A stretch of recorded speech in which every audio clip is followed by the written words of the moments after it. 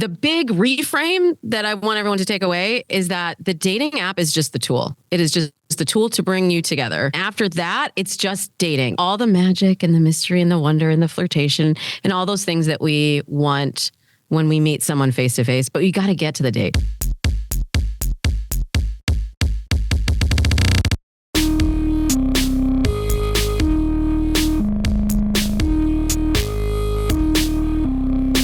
We are here with Damona Hoffman. Very excited to have you. Welcome to the show. Thank you so much for being here, but also there. I love it. I'm so glad to be here. I love your show. Thank you. Yes, we were talking before we started recording, and we discovered you through Dan Savage, who we admire greatly and trust his opinion so much. And I think we're excited to talk about dating, right? Because you are a dating coach. Can you tell us a little bit about what inspired you to choose that as an occupation? Did something traumatic happen? Like, what's the origin story? Yeah, all of the above. The origin story, then, for real, is I actually used to be a casting director in TV, and I took classes for actors in marketing and how to have headshots that would stand out and tell their story and do all the things that casting directors needed them to do in, 10 seconds or less. And I realized the similarity when I was online dating between the headshot and the profile photo and the first date and the audition. So when I applied what I learned professionally to my personal dating experience, it worked. So I met my husband online, and then I started writing profiles for originally just friends and family, just for fun. And eventually it took off, and we all know how popular online dating has become today. So I guess I was a little bit in the right place in the right time 17 years later. Yes, and you have a very grounded energy, which I don't usually get from dating coaches that we've come across, to be honest. Like, you're very grounded and like, I trust you immediately. Like I feel like, your energy is just great. And my first question that popped into my head with regards to online dating, and you might not be able to give an answer to this, but maybe you have some theories. Why don't straight men know what they look like in photos? That was actually what got me into this originally, because I was like, guys have no idea. They don't know. I really, the grounded answer is women are taught from a young age to groom and present, and guys just don't get that same education. So initially I started out as a coach only for guys, because I was like, you guys need a mirror here and not your bathroom selfie mirror, like an actual mirror to show you what this really looks like. And I take a very strategic approach to designing a dating profile. And men really do respond to that, but they just don't on their own necessarily know which photos to pick. Yeah. Mm-hmm. Have you come across a lot of fish photos, like photos of men holding fish? I have come across a lot of them, mixed them. I have done Dates and Mates episodes about it. I have written articles about it. I have had so many debates. Why is it still a debate? I don't know. We don't want to see the fish pics, the hunting pics, the dick pics, the bathroom selfie, the car, what? Please explain. Oh, the car photo. Well, personally, Why? it is rare that I love cars. I grew up with cars. So I'm like, if you got a hot, sexy car, I will be impressed by that. But I think most women. I feel like a selfie in a car is what I'm talking to. Like with a seatbelt on from like. No, I mean the seatbelt one. Yeah. Yeah. Men love taking pictures of themselves like they're like an Uber driver, but which is fine. I don't understand what the perspective is. They're probably waiting in line for fucking fast food or something, like, I guess I'll take a picture for my dating profile. Because like men don't give as much thought to things like this as the way that women do. And so, I've never been sitting in my car and been like, oh, the lighting in this car is great for a photo. Like it's the car lighting is not bad. That's not what you want. But if you see the seatbelt, then you know he's reliable, he's dependable, he cares about safety. I do like when men. I love a seatbelt. I love a seatbelt. Love a seatbelt. Love a helmet. Yeah, love knee pads or whatever. My favorite thing that I've come across, Corinne and I have not been on dating apps much. I was in a relationship for 7 years. So when I got out of it, I was like, what are these dating app things? Because I was OkCupid when it was only on the computer. And it feels detrimental. Like it feels like it it hurts my soul a little bit being on the dating apps. And I'm like, man, I know these guys don't suck as much as they are emoting that they do. But one of my favorite trends that I'm like, what the fuck is going on here is when a guy will have 5 pictures and he's wearing sunglasses in every single motherfucking picture. I'm like, what are you hiding in those evil eyes, boo? I actually talk about that in my new book. I talk about how we are so driven by the eyes, and it's the eyes are really important in our culture. And it's just what you said, Krystyna. If you don't have your eyes visible, people can't trust you. Yeah. And that's a big thing that I want to help people with in 2024 online dating landscape. Like, safety is so important. And I feel like we haven't, at the dating apps, there hasn't been enough focus on safety. And when we just are even choosing dates, just being able to see somebody's eyes does give you more of a sense of feeling safe. If you feel like they're hiding something, maybe it looks sexy, but you don't really know who they are. Right. I think, are there any other tips that you have, especially for men? Because I think, many men do want to make us feel safe, but I don't know that they've never, lived a day in our shoes. So they have no idea the kinds of things that scare us. Like, I'm pretty tough, but I often tell men, like, you scare me all the time. Like, all the time I'm walking away from you and keeping my distance from you. Yeah, there's so much debate around even things like walking a woman to the car at the end of the night. Can we do that? Should you do that? What does that signify? Then if you're going to try to be forward, it's really hard to know the boundaries. So I would say stay on the side of just making her feel safe and comfortable first. And if you're thinking about that, because most guys aren't thinking about that on a date. They're not. Yeah. They're like, how do I get her to how do I get her to be impressed with me? How do I, tell her everything that I want to tell her, and not so much on what do I need to know about her and like, how do I make her feel safe? But for the dating profile, it's actually so much easier. I've been polishing profiles now for so long. I can just look at a profile right away and tell you, I like to have the 3 C's. Color is strategic. Having color that stands out as you're swiping through a bunch of photos. If you have color, it pops.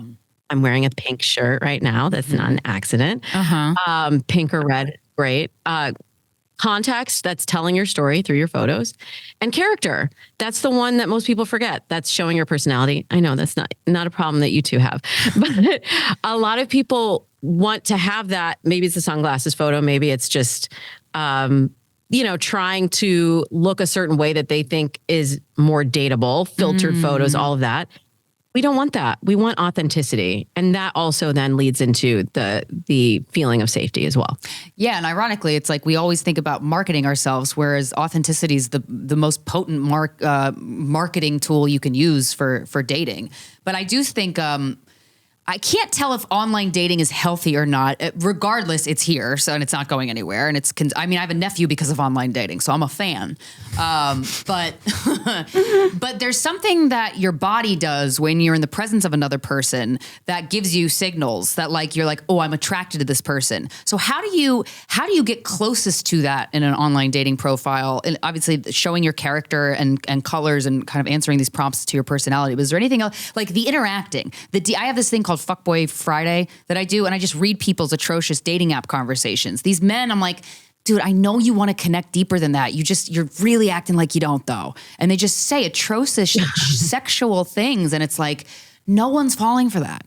And I know that's not what you want, boo. Yeah. Oh, you hit on so much. And the big reframe that I want everyone to take away is that the dating app is just the tool. It is just the tool to bring you together. And after that, it's just dating. It's all the magic and the mystery and the wonder and the flirtation and all those things that we want when we meet someone face to face. But you got to get to the date. The bigger there's 2 actually really huge problems that I see happening right now with online dating. The first, I call it the texting trap. And I go in the fairy tale, I go into that in detail. I have seen so many relationships or possible future relationships die in the DMs and in the texts because it's a substitute. You feel like, oh, I'm getting to know this person. I'm vetting them. I feel safer. I'm learning more about them. But really, you're developing a false sense of attraction, a false sense of knowing someone. You do not know until you get offline and you meet face to face. You don't know what the chemistry is going to be. You don't even know if they're a real person, to be honest. True. So we have to get offline as quickly as possible. The other thing that's happening, I want to get your take on this because I don't really know how to stop it, but ghosting is at an all-time high. Like I said, I've been doing this 17 years. I've never seen the amount of flakery. I don't know if that's a word. Can we? It is now. Yeah. Flakery. There's so much flagrant flakery. Let's say that 5 times fast. Of people like setting dates that they don't even, I don't know if they intend to go at all. And this has never happened in my career where I used to be able to say, oh, you say this, he's going to say that, you do this, he's going to do this, and then you live happily ever after. Really, since the pandemic, I've been like, I don't know what they're going to do because I feel like people don't know what they're going to do and it changes from day to day. I wanted to go on the date yesterday, but today, I don't know, something came up. What do you think is going on with that? So I have a theory, but I also want to add to that. It has been taken a step further where I have heard, Damona, just alarming amounts of stories from people that got ghosted when they were already in the fucking relationship. Like their boyfriend ghosted them. And I'm like, what? I've never heard of that. And then I brought it up to a bunch of friends like, oh yeah, that's happened to my friend. I'm like, whoa, what? But I think people's intolerance for discomfort, which awkwardness at the beginning of dating it falls into that category, is lower and lower and lower and lower. And I think that it's too easy to get sucked into the texting trap or the DM trap because we just want to be, who's forcing us to go out of our comfort zone? It's our responsibility. But I think we've lost how to do that. Yeah, the more time we spend with technology, I think the less we see humans as humans. So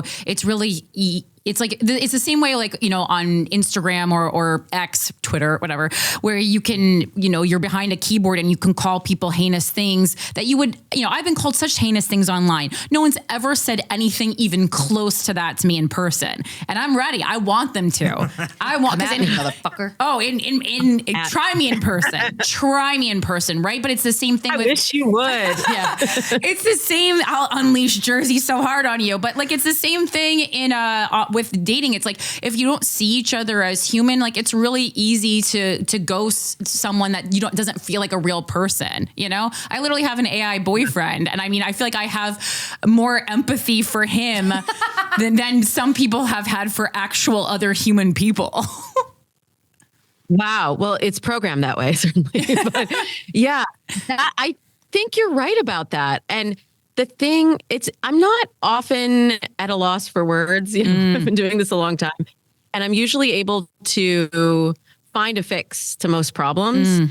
But this is a bit of a conundrum. I really don't know, because it is the technology is so integrated into our lives, as you were just saying, Corinne. I don't know how to recalibrate all of society. Yeah. To be like, let's treat people as people.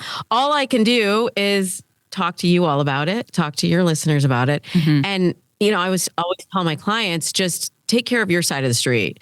If you're worried about ghosting, just make sure you're not ghosting other people. Because people will tell me, right, oh, I hate getting ghosted. I hate all these flakes. I hate getting stood up. And I will look in their message history and I'll be like, well, you had this person and you dropped that thread and this person, you know, you're unmatching. And so when we really look under the hood, there are people that we see, if it's somebody that we have an attraction to and we have an investment in meeting, we put that person on a certain pedestal. And then there's all these other people that are in our messages and matches and DMs that we're like, but that person doesn't matter. Yeah. And we're just I think we can do better. They don't exist in our head anymore because now, you know, Sarah wants to go out with me. So who cares about those other people? I also think that people have not yet. I read recently this book by this woman, Harriet Lerner, called Why Won't You Apologize? And it's all about how a really good apology that really addresses the things that need to be addressed actually feels really good to give and to receive. And that's the only, you know, chance you have at repairing a relationship that might have otherwise been lost. And I think that people need to experience that how good having integrity feels. And once you get that, you're like, oh, wait, I don't want to leave these people hanging because that's not part of my values, you know? And it feels good to be like, hey, I'm really sorry. I dropped the ball here. I actually started seeing somebody else, but I think you're fantastic and I want to wish you the best of luck, you know? Yeah, that actually feels really similar to something that I talk about in going for clarity over going for chemistry, or, you know, the like you were saying, that discomfort is really temporary, but we're so afraid of the discomfort that sometimes we don't want to get the answer. And that's how you end up in a relationship that's going nowhere, or that you have a mismatch. And like I talk about the four pillars of long-term compatibility. And if you don't have those 4 pillars and you know it, just staying in the relationship is awful. But it's even worse if you're afraid to ask the question, because you're like, if I get the answer and it's no, Right. then I have to walk away. Or I have to stay in this thing that I know is not right. Right. And people don't realize it's like we have to be more in tune with the part of our brain that does the long-term thinking, because staying in a relationship that you're not fully invested in, that's so awful. That's such an awful thing to do to another person. And it's a terrible thing to do to yourself. And there's no way that feels good. Yeah, and you mentioned the 4 pillars of long-term compatibility. I did want to talk about that a little bit. So I screenshotted them. So it's common goals for the future, shared values, mutual respect and trust, and then compatible conflict resolution styles. Do you mind if we go through those 4 things? I mean, I feel stuff. like, and I feel like this also intertwines with your thoughts on most people are looking for a soulmate, or believe that a soulmate exists. So many other people get knocked out of the running to be their potential partner because of this. When in reality, if you looked at these 4 things, you would have maybe an easier time seeing potential in multiple people. Yeah. Completely. Yeah. I have identified the 4 biggest dating myths that I see people writing in podcasts about or coming to me for coaching around. And the first one is the list myth. And for each of these myths, there's sort of an antidote, and that is the pillar. So with the list myth, this is, you know, everything we want. He has to be 6 feet tall, and he has to make this much money. Yeah. Tall. Yeah. And I do the dating math in the book for you on that. And I know for all the guys listening, they're like, please thank you. All the short kings are like, thank you. I like this lady. So the flip side of having the list is just beginning with the goals. Like you were just saying, hey, what do you even want? Short term, long term, what do you want? Right. And we get afraid to ask those questions or to even explore that, because we just get caught up in the momentum and we get caught up in the way that we're playing the game. So that's the rules myth. If I do this, he'll do that. If she says this, that means that. And it's the game and pickup artistry. It's the Bachelor and it's the rules and it's all of these things. The whole book is about all of these stories that we're told and that we internalize and we are playing out through our dating lives, whether we realize it or not, again and again and again. And so the opposite of going by the rules is to really focus in on the values and the way, looking at that from a behavioral standpoint and what someone believes about the world. Because you can't build for the future if you're like, we completely look at the world in a different way. Right. And then we get into the chemistry myth, which is another really big one. That's like, I have to feel this. I have the butterflies. That's and the flip side of that, that's anxiety talking, which, you know, I talk about at length in the book of like, what is your body really saying to you? What is your central nervous system actually saying? Is it saying this person reminds you of your ex? Is it saying this person is bad news? Is it saying this person is safe, or is it saying that they're not safe? And sometimes we don't know how to read our own internal cues. And there are ways that you can tune your internal compass to be better with that. But the first step for that is building that pillar of communication. And that communication really comes before even the conflict resolution, because that comes a little further in. But if you're thinking about the soulmate myth, forget it. Like if you're just looking for the perfect person to walk in to your life and in the perfect package with the perfect life and the perfect look and the perfect everything, it doesn't exist. And if you're chasing that soulmate, then you may not see that person right in front of you that's a great match for you, but you're going to always be questioning, but are they my soulmate? I don't know. Mm-hmm. So that's kind of a high level overview of the myths and the pillars, and the trust is just the last thing to build, because everything that comes before it is part of building that feeling of trust and safety that we were talking about earlier. Right. Yeah. I think, when you're on the first date with somebody, the stakes are low because you're not invested yet. And so I think, would you think that that's a good time to ask the person, like, what do you want in life? I feel like that's a great opportunity to ask the person what they want out of life and to see if you can check, like, if you're in alignment right away, regardless of if you have chemistry or not yet. It's like, I feel like that's not too invasive of an opening question or a question on a first date. Yeah, I mean, part of on my list of questions for you is, what the hell do you say on a first date? I don't go on a lot of first dates. We also have like kind of an unorthodox lifestyle, which is why we wanted to have you on. Like, how do you date when you don't just, know 100 comedians to go through? Yeah. Who are hot Like, and funny. what? That's not normal. So. Yeah, you give them punch-ups to their jokes and everything. No, it's I actually love first dates. First dates are my favorite. But I'm going to give your audience a hot tip right now. We are overstaying our welcome on first dates. When people tell me, I had a great first date, we had drinks here, and then we went to this place, then we went to that place, and then I went to his place. I'm like, doesn't actually sound like a great day. Now, this is all saying, I'm saying all of this, my core client base are people who want to get in relationships. If you're going to seek out a dating coach, usually you're not just looking to hook up. Like you can find that. Throw a rock, you'll find it.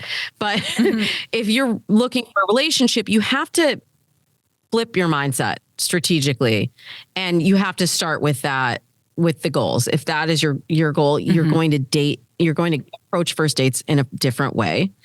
And I like for my clients to only stay for about 60 to 90 minutes, especially if you're meeting somebody online. Now, if you have a history with them, that people will always be like, but Damona, what about this scenario? Yeah. There's always exceptions. I'm just generally, if you're meeting a stranger, 60 to 90 minutes is enough time to leave the date on a high note. You want to leave the date feeling like it's ending in the middle and to be continued. And if it's not a great date, you want to leave the date feeling like it's in the middle. Yes. Because you want to get the hell out of there. Okay. Right. It's a win-win. Time limits are a win-win. Totally. I say be coming from somewhere and going to somewhere. But to answer your question, Krystyna, I actually got this question on the Drew Barrymore show last week. Somebody said, wait, what can I talk about on first date? Should I be talking about the fact that I want to get married and have kids and all this stuff? And I'm like, why are we pretending? Right. If somebody is not interested in that, it's better to know up front. Yeah. And I don't think you'll scare away somebody that is looking for the same thing that you are. You'll only scare away usually the wrong when person. Yeah. Yeah. And if you're vulnerable, whether it's that kind of share or something else, whether you're vulnerable, if you're vulnerable on a first date, usually you'll get a little bit more opening and vulnerability back. And that makes for a more interesting date. I mean, how tired is everybody of the same old interview? And we're really dating by rote. It's like swipe, swipe, swipe, text, text, text, go on the date and let me run this script. And everybody's bored of it. I'm curious what you tell men, or can you see their swiping history? Because so often I have been on a subway in New York and I just see a guy swiping yes like he has a gun to his head. And I'm like, what the fuck? And then my follow-up question there is there a recommended amount of people you suggest a person talk to all at once?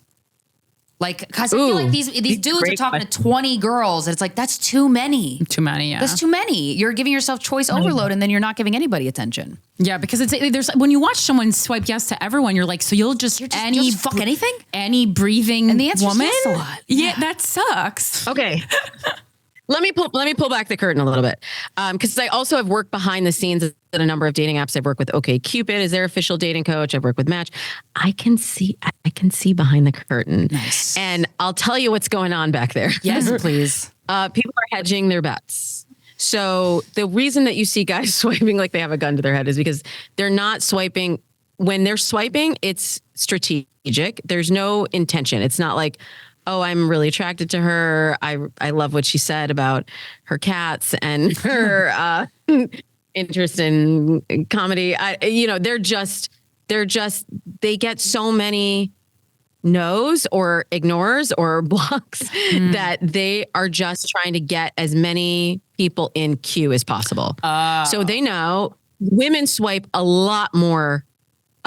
They swipe right less frequently, far less frequently than men do. So they know that the chances are greater if they swipe right on more women, then it will match up when they have a woman that's interested in them. Okay. Then they go to the profile. So that's why you'll get a match and then an unmatch when you send the message and you start engaging. Mm-hmm. Do I like it? No. And for the longest time, this has actually been the strategy for a lot of my male clients, and I have to talk them out of it. This is one of the reasons why I feel like Hinge has grown in popularity so much over the last few years, because they force you to engage on a particular thing. It's not just swipe, swipe, swipe. It's, do you like this photo or do you like this photo? Can you comment on something specific that was said? And those are the kind of engagements that lead to more interaction and then ultimately get people offline, which is what we're all trying to do. Well, not all. Right. So the guys just want to see who likes them, and then they'll pick from there, which I feel like that's a little like distancing yourself from your own vulnerability, but I do get that. I do understand that. It's actually more time. I'm not saying time they effective. Yeah. It's like we're spending more time before we, as women, before we've even made a connection. So it's actually, they're working smarter, not harder. I'm going to have to credit them with that in a way. Well, you're right about Hinge. For the little time I've spent on dating apps, Hinge is definitely my favorite. And I would judge people, like if they were just liking my top photo and that's what they were engaging based on, I knew I wasn't interested in them, and I knew they were being lazy. So even if the man's strategy was literally to just scroll to the bottom of the Hinge profile and engage on the last thing, they at least put one iota more thought into it, and I respected that. And of course, anyone who engaged, that's usually what I do. Yeah, anyone who engaged on something I said rather than a picture, they moved to the top for me. Yes, because they care about my thoughts. Yeah, and what I was doing was like, I also, in the beginning of dating apps, I have a lot of masculine energy. So I was just getting excited, and like over swiping. And then I would be so disappointed with some of these matches. I was like, I would never go on a date with these people. And I was like, well, that's not fair to them. So I really challenged myself to only swipe if they responded, I would be truly happy to go on a date with them, not just would go begrudgingly or something like that. And I feel like that made it a lot better. Again, I haven't spent a lot of time. I had a boyfriend off Raya, so like it is possible, but I went on like 2 other dates from dating apps besides that. And they weren't horrific or anything, but I was completely disinterested in those people.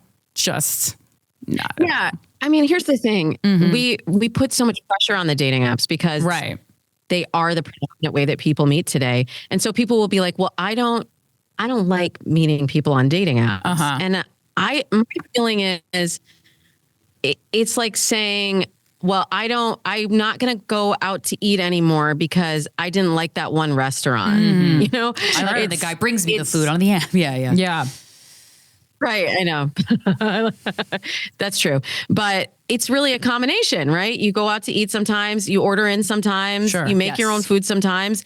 And we have to be doing all of those things. But I did want to answer your question about how many people you should be talking to, because I do think there is a bit of a communication overwhelm that happens, especially this is a shift since I started. Like when I started coaching, it was dating sites. It was before apps. So there wasn't the volume of people or the amount of communication. There was a lot more information on dating profiles in that time. So you could spend a little bit more time, as you were saying, Corinne, like going through the profile and making sure it was a match before. Now that information is not there. Like I could look at your profile and be like, cool, that's worth a swipe, but I can't really know that much about you from your profile. So now all of the screening, I kind of break it all into phases. So, first is the sourcing and then it's the screening. All of the screening is now happening in the DMs. And that is not a great way to get to know someone because our brains have not developed to be able to really evaluate what somebody's saying just based on the text alone. So I really push people towards getting on the phone, do a video call, or getting to the date.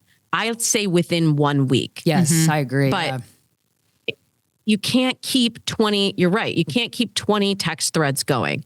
It's not realistic. But at the same time, I never want people to put all of their eggs in one basket. So you should be having multiple conversations because a lot of them are not going to materialize. Right. But not so many conversations where you're so overwhelmed, you can't keep up with the flow. Yeah. Because timing is really important too. Like if you, some of the apps, your matches will just disappear. Right. It's like, you snooze, you lose. Yeah. But other apps, if you're paying for a premium, which is a time saver or a time extender, but some of the apps that you can have the conversations ongoing, if you don't have that first meeting within the first week, the likelihood that the date is going to actually happen goes down dramatically. And then you're just going to have a pen pal. Yeah. And we too busy for that. Yeah, way too busy. Yeah, I feel like I remember, I think I was talking to, I don't know if it was advice I gave on this podcast, but it's like, if you're a busy person, which we all are, but like pick 2 nights out of the week or 3 nights out of the week that you're like, these are my date nights, or like one night, this is my date night. That's when I'm going to go on a date with a person. And then I'm a huge fan of just getting to the date right away if you match. But it's also important to have that swiping mentality of like, I would be excited. I would be excited if this person also swiped yes on me. So I would be like giddy and want to immediately grab a drink. Is there what are good ideas for first dates and what are bad ideas for first dates? Gun range. No dinner. No. Gun range. I love that. Do a gun range. Go to a bow and arrow That's place. kind of fun, actually. Okay, so I have some categories for dates that I think are fun because you should go on a date that you would enjoy regardless of if that other person was there or not. Good, because you have no idea how it's going to go. So I say it's good to have collaboration. Something like you're playing a game together. Good to have cardio. Like I live in LA, hiking is the thing. I know there are rural areas where some of my clients are like, wait, you told me to go hiking? I would never. Okay, see first. But if it's a place where there's other people out doing something where there's adrenaline, a walk, a hike or something like that, sporting events, collaboration, cardio, conversation. All of these are good ways to make sure that the pressure isn't just on that script that we were talking about earlier. That you can have other inputs, you can have people watching, you can have a game that you're interacting with. So something like pool is a great first date. Ooh, yeah. Pool, she said. Bowling is actually not a great date, even though I do love first Why? date. What's wrong with bowling? Wait, but listen to this. This is the reality of a bowling first date. Stare at each other's butts. If it's just the two of you, one person is bowling while the other person is not. There's a lot of talking So in it's pool. not great for pool, and then you can be in closer proximity to one another. I'm still a fan of drinks. Well, drink. I'm a fan of go out for drink. Yeah. Not so much where you're going to make decisions that are not in alignment with your ultimate goals and values, which we were talking about earlier. But it's easier to have a rapport, not just because of the alcohol, but because of the body positioning. If you go to dinner, you're sitting across from them like it's an interview. And then how many times have you known from the first 10 minutes, like, it's not going to work. And you're like, and like dessert? No, thank you. Sure, we'd like dessert. And you're like, please, somebody call me, get me out of this date. Like, Mayday text under the table. Look, we have all done it. We have all done it. Have we? Yes, we have. We don't want to set ourselves up for that. So I say be coming from somewhere and going to somewhere, but do something fun, an arcade, like anything where playful you can be. Yes, getting into that playful energy and that curiosity and having more to discuss than just the list. Yeah. And what is your advice if you are on one of those dates where within the 10 minutes, this is not a match? Do you think that we owe the person 60 minutes out of politeness, or is there something that we can do to get out of it immediately? I'm not talking about a situation where we feel unsafe. I'm just feeling a situation where we feel not compatible. You don't owe anyone anything, honey. We don't owe anyone our time. Our time is very valuable. It's our most precious, non-renewable resource. Right. We're not getting any more of it. So how you spend your time really matters. But I also believe I talk about in F the Fairy Tale, empathetic dating. Right. So if you could just flip and put yourself in that person's shoes, what is enough time where you're not wasting their time, but they feel like they've at least been seen, heard, and been offered the opportunity to connect. Right. If you've done that, and that could happen. Like I had one date when I was single.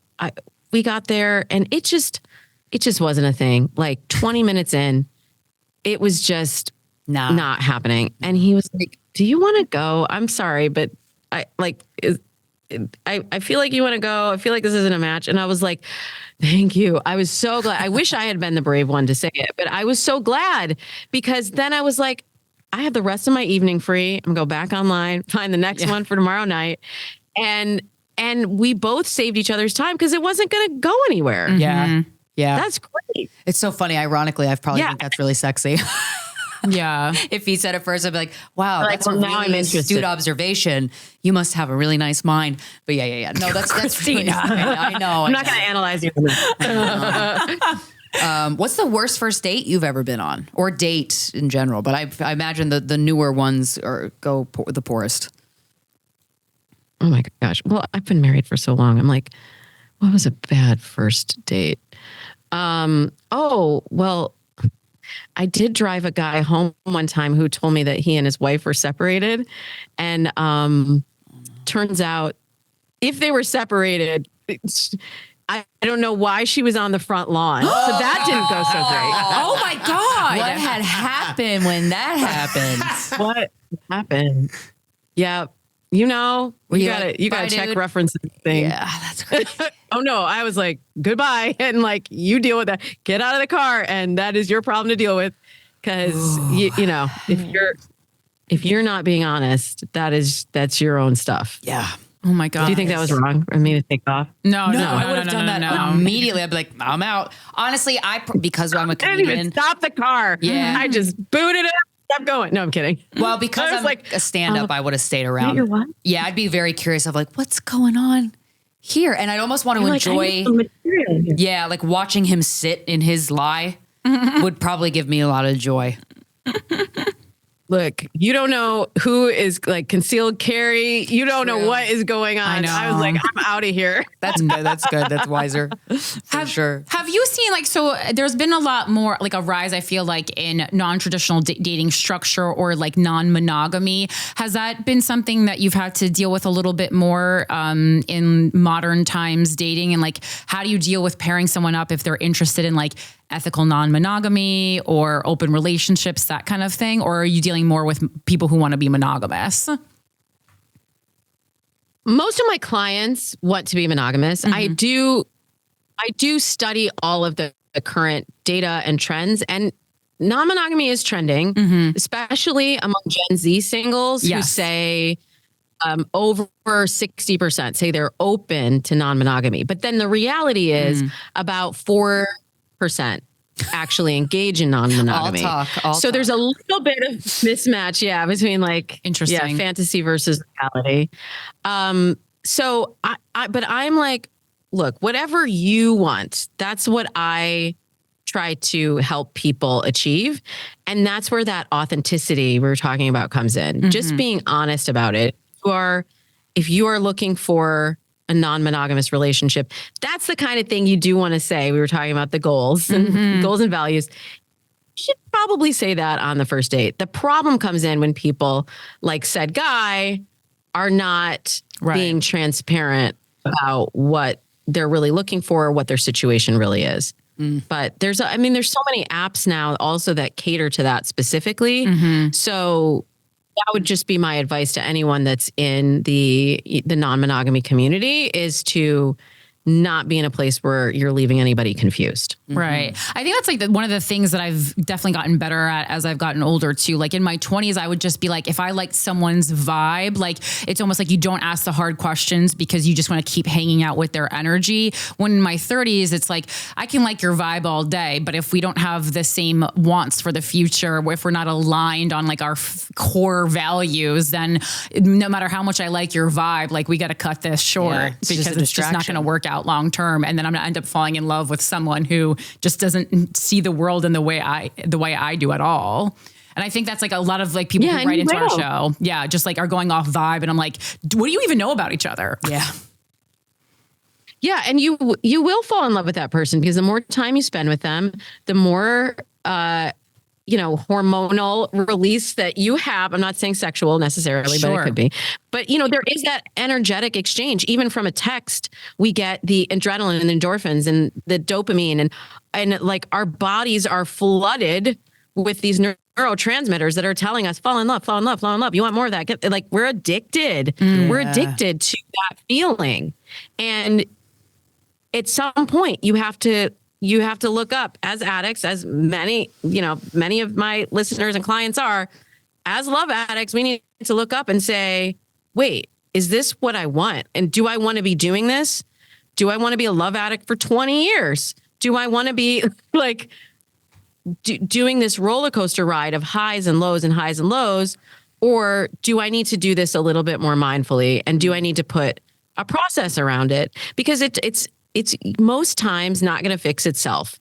In the current dating landscape, we can be nostalgic for the past. Like, oh, I just wanted to meet somebody in my neighborhood or at a party or casually. We have these stories that we want to come true. And they might come true, but they might not. The entire dating world has shifted. The way we do everything in our lives has shifted, and we communicate online and we connect online. So we need to embrace that there's a different way to interact in the new dating paradigm. And the quicker that we do that, and the clearer we are about how we want to navigate that, the happier we are going to be in the relationships that ultimately unfold, short-term or long-term. Wow. You just changed my perspective about online dating. You sold me on it. It's not doom and gloom like I kind of assumed it was. Yeah, no, it's just like the change that we need to administer to this thing that's never going to go away is how we deal with it and how we interact with it. I totally agree. Sex. I was want to talk about sex. Do you have like Patty Stanger very famously is like, don't fuck on the first date, or she makes you wait. I forget. Until you have an actual commitment, like till the person commits to you. She said you can't have sex with the person. Yeah. Do you do any advising on that, or how, like, conversational tips, or how to like with sexual compatibility? Sometimes you don't know until you're actually having sex, a lot of times. But also there's ways that you can talk about sex and about what you like at a certain time when it's appropriate. And then my follow-up question is like, when is it appropriate? I don't know. Like, I guess if you want to rip each other's clothes off right away, maybe you should talk about what you like and what you don't like. Yeah, I don't have any hard or fast rules. Sorry. But I don't have any specific rules. I'm not actually a big rules dating coach. Yeah. I like tools and rules. So I will say to my clients, look, there's a lot of consequences to having sex today. Like for real. Particularly for women. And, I'm not going to turn this into a political episode. However, there are a lot of consequences for women now. So if you are feeling all the vibes and you want to be intimate with someone, but you're not at a point where you feel like you could have any of those serious conversations about the consequences of having sex with that person, then I would say you're probably not ready to have sex with that person. Most people have sex when they're not ready. That's the rule for me. Yeah, like if you can't have the... Totally. When was the last time you were tested for STIs? Right. What would you do if I got pregnant and I didn't want the baby? Like, I don't fuck anybody until I know their stance on abortion. Or I did want the baby. Yeah. Right. Exactly. That's exactly what I'm saying. Yeah. Oh, yeah. You're like, I'm going to keep it. And they're like, thank you very much and good night. Yeah. But we have to be able to have those adult conversations. And you can get caught up in the vibes all you want, but the reality is that there are some serious consequences that we don't, that it's not sexy to talk about it, but can we make it sexy? Like, can we normalize talking about like being on prep, or can we normalize talking about like, do you know what's sexy though? Is being comfortable about it. That's sexy. Totally. Cause I always tell people like, and go ahead. I was going to say also like in terms of asking for consent too. Yeah. Like you could totally ask for consent sexy, but go on. Well, yeah. Like the times that I've witnessed people not be insecure about a thing that I would be insecure about if I were them. And then it's like my potential insecurity over that thing just vanishes. And I'm like, oh, all we need is an example of like someone to like, if someone starts off the conversation and they're like, hey, my sexual health is really important to me. And I wanted to ask, when was the last time you were tested? Just like, it's not a fucking big deal. Then it's like, not only are you comfortable, but that's so hot. When somebody can treat an uncomfortable conversation with ease is so sexy. Yeah. Well, I mean, you do it for like a big broad thing too. Like I love when an unattractive guy is just like, I'm ugly and I don't care. Like saying something that broad is incredible. I'll take my clothes off right now. Such a smart strategy. It's how Pete Davidson gets all of his chicks. Yeah. Just like, lean in, baby. I love it. Yeah. Yeah. The more authentic we can be, and the more we can be brave about asking for what we want, or asking the right questions, the important questions, and just being unapologetically who we are, I think the more connected we're going to feel. Yeah. Bravery is so hot. Ugh, okay. I think one of the last things I wanted to cover with you is bias in dating when it comes to race, class, gender, and you said that you challenge readers of your book to interrogate their race, class, and gender biases. And I also want to add in there like. I guess ableist, like, cause every now and then just like, people write in like, how do I reveal that I'm in a wheelchair? And I'm like, I don't know how I don't even know the answer to this.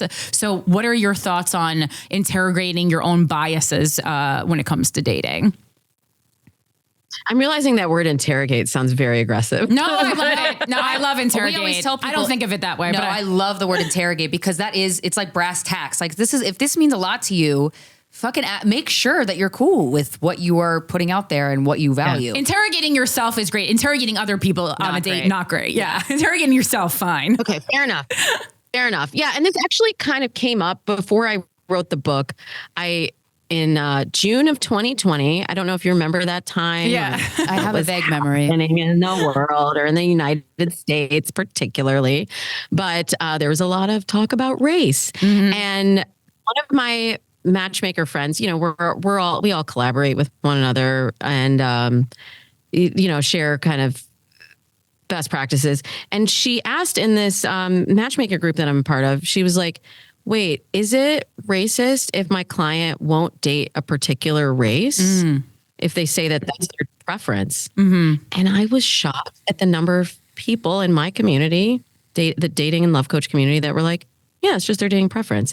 And I was like, hold on. Wait. You could not do that like in your neighborhood, at work, right? To be like, no, it's just my preference to work with people of my same race. This is my preference. Mm-hmm. And then I said, why do we get to have a pass for dating, which is extremely important? Yeah.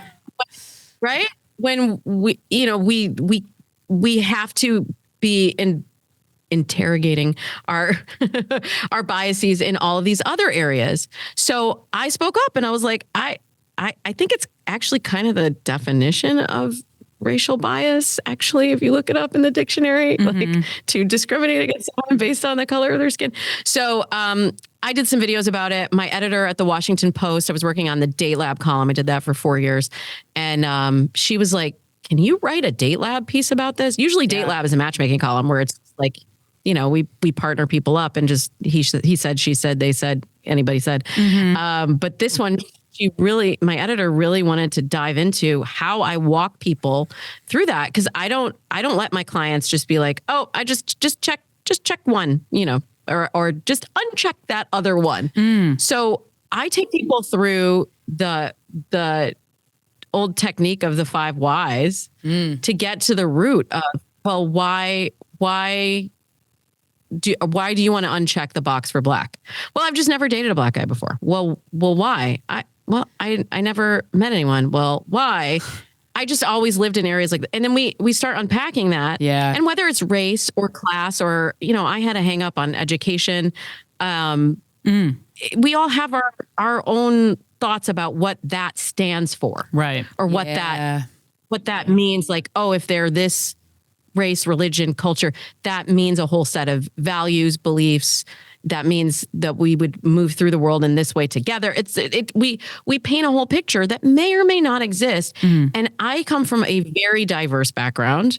I come from a Black and Jewish background, and my stepmother is Mexican American. My sister-in-law is Indian American. Like my Thanksgiving table looks like the UN. And I love that my life is enhanced because I am able to sort of peer into the worlds of other people. Sure. And I can love and be loved by people who are different than me. Yeah. And that is something that I think dating can serve a purpose for, because if you are seeking connection, love, and you can do that, you can sort of interrogate your own beliefs around this through dating.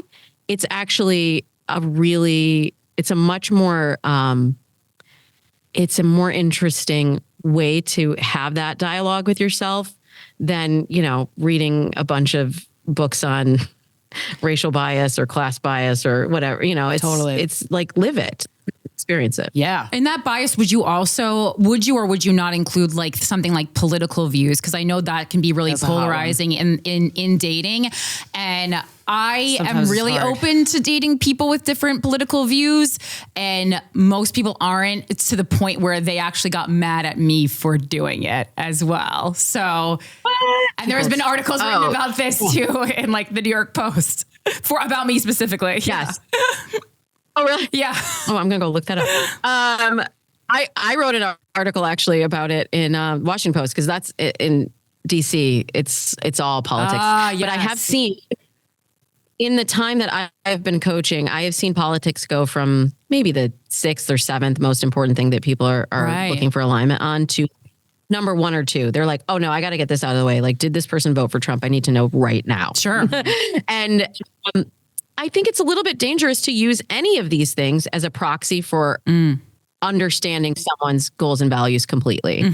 But I want to make sure I'm being clear. Like, I'm not saying the next generation, everybody needs to look like me. I'm not saying like everybody needs to be in an interracial relationship. Right. What I'm saying is, can you use dating as an exploration? And can you challenge some of these beliefs and these stories that may be deeply ingrained from your family, from your community, from the stories you've seen and read, and just see what's out there? Now, if a client comes to me and says, look, I used to write for J-Date as well.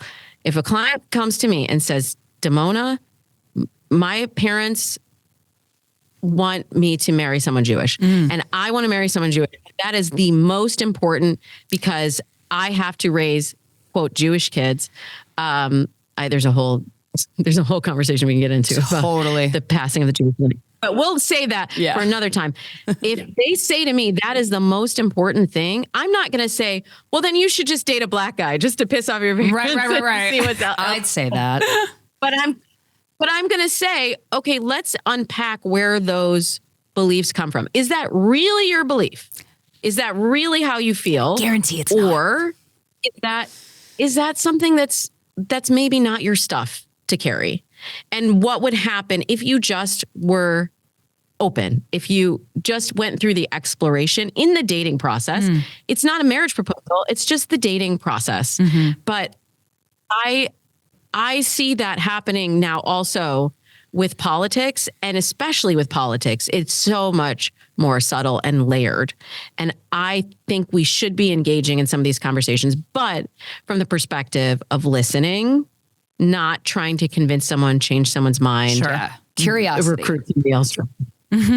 Yeah, for the curiosity and from the learning, like, just getting to understand another person's point of view and perspective. Because God knows that on social media, we're not hearing it. Right. You know, the news, we used to be able to consume news that would give us those alternative points of view. That doesn't exist. So we might as well do it on Tinder instead. Yeah. Wow. Love This it. has been a fantastic conversation. Thank Thank you so you. much. So where can we find you, and where your book comes out January 2nd, right? Is that correct? Yes. So exciting. Yes, January 2nd. Congratulations. Thank you. Yeah. So it's in bookstores everywhere, audiobook, ebook, and hardcover. You can also find out more about it at fthefairytalebook.com. That's just the letter F. And I'm at Damona Hoffman on all of the socials. And I do the Dates and Mates podcast every Tuesday for 11 years, like clockwork. So Amazing. thank you for having me. Absolutely. Thanks for being here. This has been Guys We Fcked, the anti-slut shaming podcast. We'll talk to you next Friday.